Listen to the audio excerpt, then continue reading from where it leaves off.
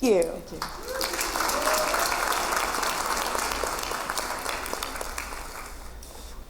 Our next speaker is also a youth speaker. She's one of my favorite kind of people, someone with a passion.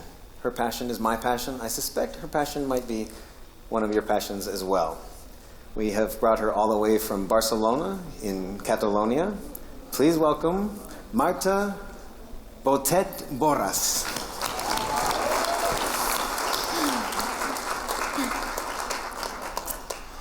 Hi. The image that... Okay. That was me when I was 9 months old. And as you can probably tell, I didn't even know how to talk, and I was already playing with books. They were just always there for me, you know, ever since I can remember.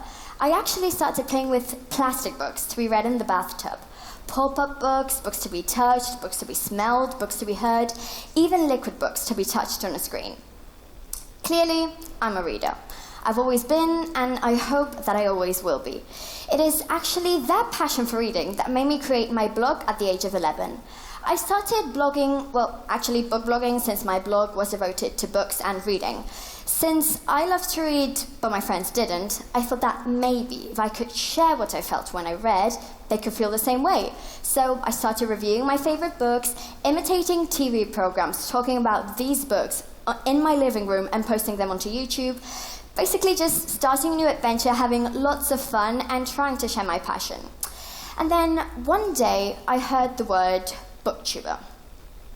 And so I thought, I found out what a Booktuber was. And so I thought, if a Booktuber is a person that posts videos onto YouTube talking about books, then I'm a Booktuber. We Booktubers have been told to be the net generation, and so we use the net to spread our opinions.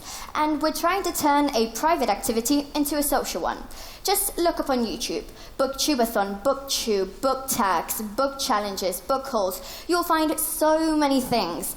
And that's what we've created, such an amazing community. And a community is a group of people that enjoy one same thing. And that one same thing is reading. So we can clearly say that reading is no longer a private activity. Now, seeing how much reading has evolved, I can't help but wonder, what will be the next step? How will reading be 20 years from now? Well, I started thinking about it, and imagine if we could have speed reading, that we could read a book in 1 minute, or that we could combine a digital book with a physical book, and it had the features of the digital book, but inside the physical book, and that the pages resembled paper, but they were actually made of some sort of material that was digital, and you could click the page and it would brighten up in the dark. All those things are amazing, but we don't know if they'll happen, and that's the beauty of the future. We don't know, and that's what I realized. I don't know what's going to happen. But I am sure of one thing. As long as there are readers willing to devote themselves to any story, the packaging doesn't really matter. I mean, we started from rocks, and now we have digital screens. Who knows what we'll end up with? The important thing is the story inside, the story that will capture any reader and make them fly thousands of meters away from the ground and take them to a place only books can take you to. For instance, I've been to dystopian futures, schools for wizards, the 17th century, and it's even brought me here. I'm just a cat singer coming all the way from Barcelona, and I'm in New York, participating in a TEDyouth event with you. So remember, don't forget to read. It's so much fun. Thank you.